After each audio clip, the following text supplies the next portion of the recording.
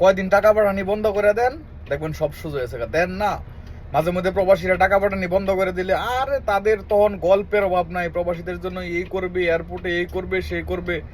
যখনই আবার প্রবাসীরা ঠিক মতো রেমিটেন্স পাঠানো শুরু করে দেয়, আর প্রবাসীদের সাথে এয়ারপোর্টে এরকম দুর্ব্যবহার, এরকম আচরণ শুরু হয়ে যায়। কি কারণে? প্রবাসীদের উদ্দেশ্যে, প্রবাসীদের হয়ে কথা বলার বাংলাদেশে কেউ নাই। যখনই তাদের রেমিটেন্সের সংকট পড়ে, তখনই তারা আইয়া নানান গল্প শুরু করে দেয়, এই করবে সেই করবে।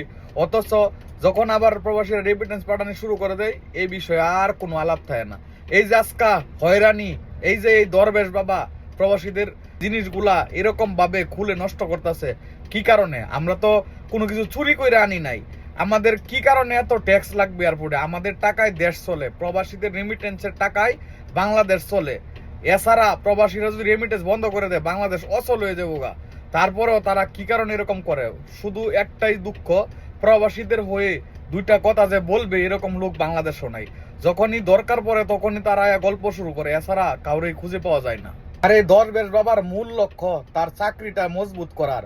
সে প্রবাসীদের জিনিসপত্র এসব এরকম ভাবে আটক করে সে দেখাতে চায় যে সে কাজে কর্মে অনেক দক্ষ, আসলে কিন্তু না, সে তার চাকরি বহাল রাখার জন্য এরকম ব্যবহার করতেছে প্রবাসীদের সাথে, এটা সবাই জানে।